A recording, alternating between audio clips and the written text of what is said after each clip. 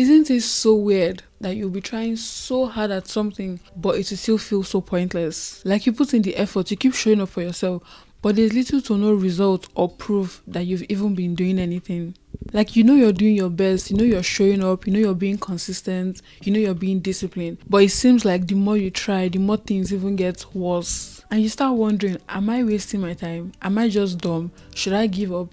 Maybe this part isn't really for me. And I've been there so many times, at least twice a week, to call it the discomfort in between now and the future. Because you're not where you used to be, but you're not there yet. The progress is so slow and it feels so painful. I remember I had such a difficult day, which actually inspired this episode. But it was so difficult. I was really like, maybe this isn't meant for me. Maybe I'm just not called for this line of work. But I had to disagree with those feelings because those are just feelings and it's not a fact. Because how I'm feeling in that moment isn't the determining factor of if I'm good enough or if it's going to work out in the future. The results that I'm not seeing now isn't also a determining factor in how far I'll go or how well I'll do in the future. So that's what today's episode is about: making peace with progress, especially when this progress is very slow and when it's not even obvious. So just some things that we should remember when these feelings of inadequacy creeps up on us.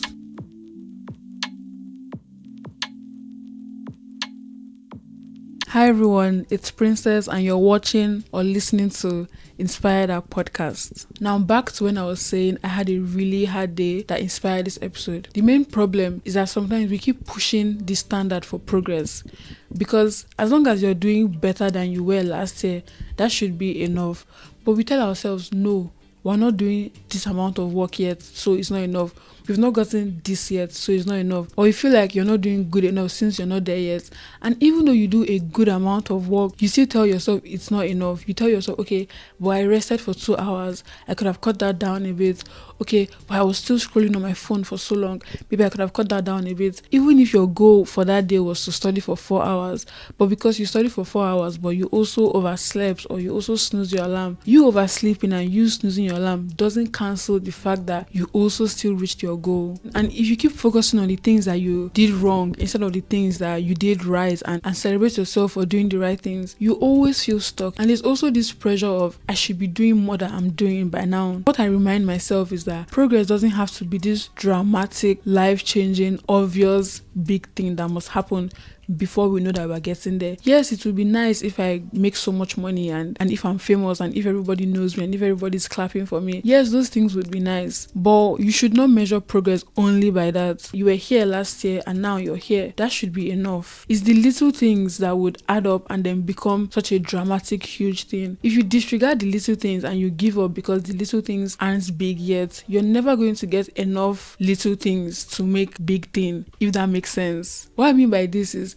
trying to get 1% better every single day would eventually lead you to making life-changing progress in a year. So if you're trying to do 1% better every single day and after 2 months you're like, this is not working out, this is not for me, and then you give up, but someone on the other hand locked in doing 1% better every single day, didn't give up even though there was literally no proof that anything was getting better, after 1 year she would confidently look back and be like, wow, I really transformed my life this year. But the person who gave up is just the person who gave up, nothing else. And instead of always looking at results to validate yourself with the efforts that you're putting in. Validate yourself with how consistent you're showing up. I watched a video for new YouTubers or whatever, and they were essentially saying like, if you measure your progress with how many subscribers you have, you're not going to go that far, because the subscriber count is something you really have little to no control over. Yes, you can do all the magical things on your own end, but if those magical things doesn't get you the results that you want, you start to feel like it was useless and it was pointless. But that's not a good outlook on life. As long as you're doing these things, as long as you're making changes, as long as you're reflecting,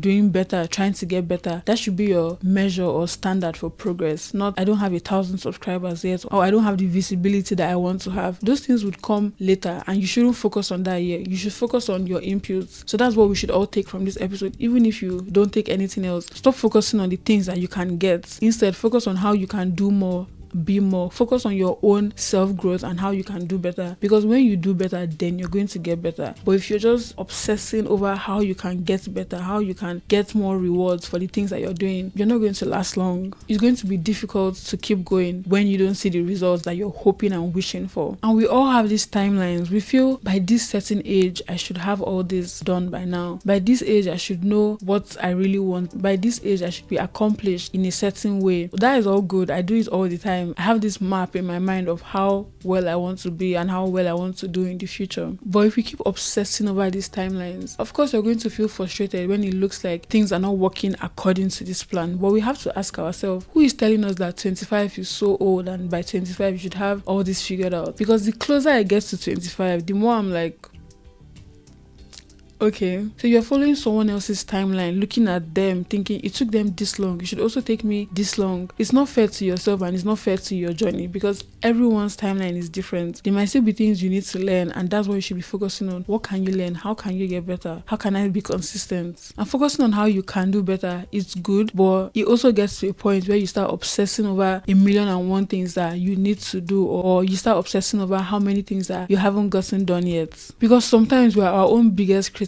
There's a voice in our head saying, you need to do this, you didn't do this, you could have done this better, and that voice just never shuts up. At first, it sounds like motivation. At first, it sounds like, yeah, I'm trying to do better, I'm trying to become the woman of my dreams. But it gets to a point. I try to let my voice of gratitude speak louder, instead of, I have to adjust this, I have to adjust this. Oh wait, I did that. I recorded a podcast today. I scripted a podcast yesterday. I posted a TikTok yesterday. I'm going to post another TikTok today. I'm grateful for all these things. I'm not obsessing over, I didn't do this, I haven't learned how to do this type of edit yet, I haven't learned how to become a better storyteller. I need to just calm down and just be happy with the outputs that I'm putting, and then slowly try to do 1% better on what you're already doing. So I'm not saying that we should remain where we are and ignore that we actually have to do more and be better, but don't obsess over it. Don't obsess over how long it's going to take. Don't obsess over the results that you're going to get. And instead of zooming out too far, pinch it a little bit and just think, what can I do now that would actually make the difference? What can I do today that would actually show me that I was better than yesterday? And if you keep doing that every single day, call me in 1 year time and tell me if you're not doing so much better than you were doing in the previous year. And when I say 1% better, I'm not saying that we should now obsess over being perfect. When you let go of perfectionism, you find yourself doing more because you're not obsessing over it being perfect. You might feel so overwhelmed because you don't think it's good enough, you don't think it's perfect. Or maybe you're thinking, if it's not perfect, it doesn't count. It wasn't flawless, it doesn't count. But you still put your time into it. You still put your energy into it. You were still the one that was creative enough to do it. So it still counts. When you start counting every single effort that you do and start being grateful for the effort that you're putting in, you're not going to feel so uncomfortable in between now and the future. You're going to feel happy for the learning process and for the growing process. So don't think it has to be perfect. As long as it's better than the last, then it's good enough to move forward. It's good enough to be happy with yourself, and it's good enough to keep going. The real problem is if you're not even doing anything at all. That would be a real problem, because now you're not making steps towards progress. You're actually not even doing anything. So real progress is when you're moving forward and not chasing perfection. And I can't even talk enough about how we should always smell the flowers on the way. Yeah, for sure, we want to reach this destination, but in order to get there, we have to walk a path or whatever. And there are flowers along this path. There are things that we'll experience along this path. If we just walk to the destination and that's all, we'd also start a new journey, and then a new journey, and then a new journey. And when this happens long enough, we realize that we're always waiting for the next thing. We're always waiting for things to get done, and we're never actually living our life. So I must say, always smell the flowers. And how I'm smelling the flowers today is, okay, I'm just going to be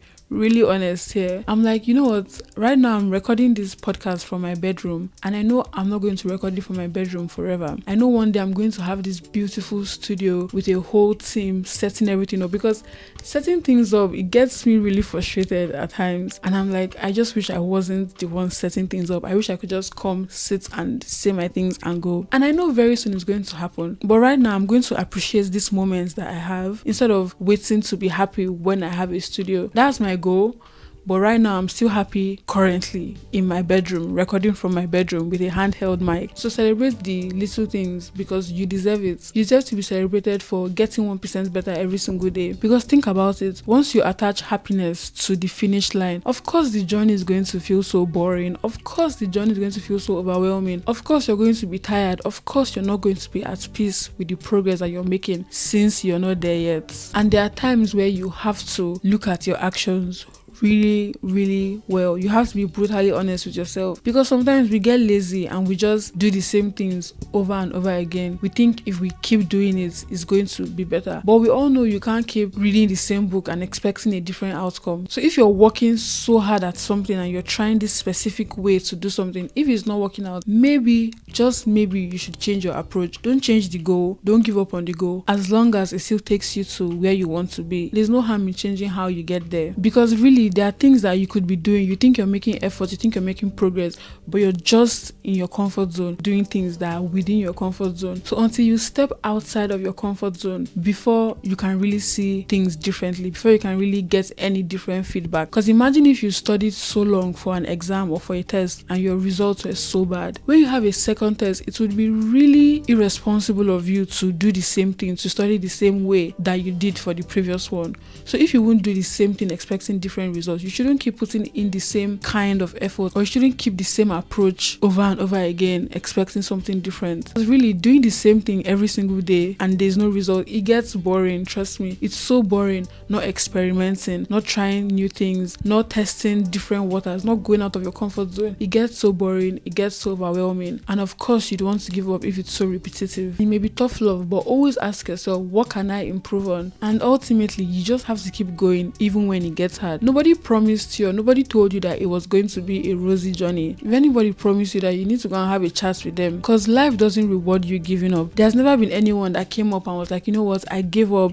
and then finally I became who I wanted to be. Said no one ever. Anytime I want to give up, what I remind myself is, what if you were 50 episodes away from 1,000 subscribers? Would you stop now? No, I would make a video every single week so that I can get those 50 videos out of the way and finally reach my goal. But if you're like, oh, I'm so tired, there's no point, it's so pointless, I'm lazy, there's nothing for you, I'm sorry, but it's just not going to happen. So life rewards the people that keep going, people that keep their faith, the people that trust in the journey. Because if you stop every time you feel tired, if you stop every time that you're uncomfortable, you won't really go far. You just be taking so many breaks and delaying your own journey. And the more you delay your own journey, the more you get even tired of the journey, because there are certain things that you'd eventually outgrow. And now this is a hard one, but see pressure as character development. Because if you look back and you notice any sign of transformation or any sign of change, it's probably because of a certain difficulty that you went through, or something very pressuring was going on, which forced you to grow and which forced you to become who you are now. So whenever you're going through something hard, just be like, you know what, I know I'm going to come out of this a better person. I'm going to come out of this a more confident person. I'm going to come out of this a more skilled person, because this thing would equip me with the skills that I need to know to get to the next step. So having this idea is also kind of like gamifying your life, seeing everything as leveling up, getting points, getting better. Something I wrote down: growth often happens outside of comfort zones. The harder the journey, the more valuable the transformation. And it's so painful to even think about it, because what do you mean I have to keep going even when it doesn't feel comfortable, even when it's so painful, just so that I can achieve the things I want? But just remind yourself that when I finally get there, I would look back and thank myself for not giving up, and I'll thank myself for following through with the journey. I'll thank myself for trusting in the future and for looking out for future me. If you feel like it's taking so long, but the time would pass anyways. The clock doesn't wait for anyone. So if the time would pass, you might as well do something meaningful with the time that is passing. Don't just let the time pass while you're still considering if you should go for it or not. And I wrote something else again in bold: if you give up, then you have chosen to remain miserable and you have accepted where you are. But if you keep going, I believe life would reward you with your heart desires. And that should be it for today's episode. Growth doesn't have to be dramatic or obvious for it to count. The small steps that you're taking today, it matters, and you should celebrate it. And don't only focus on how far you want to go. Also look back and see how far you've come and appreciate yourself for how far you've come. And most importantly, give yourself permission to be in the middle. Don't think you're still in the same position because you're not there yet. This was you before, this is where you want to go, and it's okay to be in the middle. It's okay to walk towards something. It's okay to try to make progress towards something. that should be rewarded. Even the courage to work on something, to make something out of nothing should be celebrated. And in that moment where you feel like giving up, remember, never back down, never what?